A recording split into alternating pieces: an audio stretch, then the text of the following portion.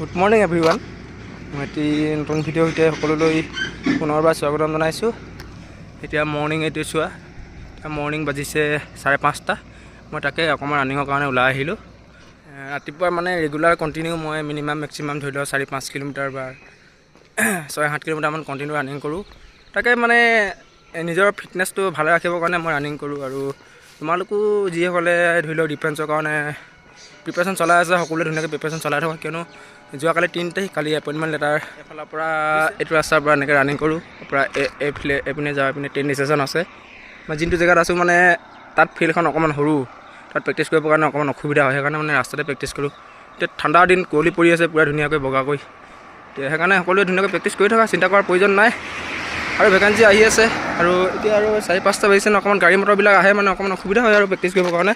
মানে পাৰিলে মানে অকণমান সোনকালে প্ৰেক্টিছ কৰিবা। আৰু এফালে যাওঁ, আৰু এইটো আৰু ইয়াৰ পৰা মেক্সিমাম তালৈকে হৈ যাব 8-7 কিলোমিটাৰমান হৈ যাব। মানে সিমান বেছিকৈ প্ৰেক্টিছ নকৰোঁ, কিয়নো অকল মোৰ নিজৰ ফিটনেছটোৰ কাৰণে প্ৰেক্টিছ কৰোঁ। কিন্তু যিসকলে মানে অলৰেডি ইণ্টাৰভিউৰ কাৰণে পূৰা মানে ভালদৰে প্ৰেক্টিছ কৰিছে, তেওঁলোকক কৈছোঁ অকণমান বেছিকৈ প্ৰেক্টিছ কৰা, নতুনকৈ যদি ষ্টাৰ্ট কৰিছে। কিন্তু ষ্টেমিনাটো লাগিব, ষ্টেমিনা ভাল হ'লেহে তোমালোকে ভালদৰে ৰানিংটো কৰিব পাৰিব। সেইকাৰণে প্ৰেক্টিছ কৰা মজা আছে, ঠিক আছে। একে ক'লোঁ, প্ৰেক্টিছ কৰা, দৌৰা, খানা পিনাটো অকণমান ভালকৈ খাবা, ডিচিপ্লিন মতে চলা, সকলো কাৰণে ভাল খবৰ। এপইণ্টমেণ্ট দিয়াৰ দিনাই আৰু নতুনকৈ এটা এডভাৰটাইজমেণ্ট মুকলি কৰিম বুলি আমাৰ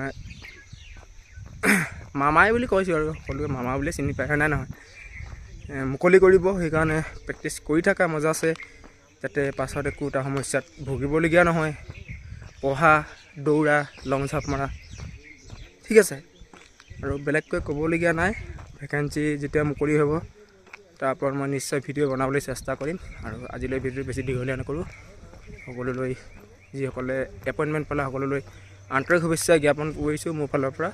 আৰু ট্ৰেইনিংটো ধুনীয়াকৈ কৰিবা সকলোৱে। থেংক ইউ, জয় হিন্দ।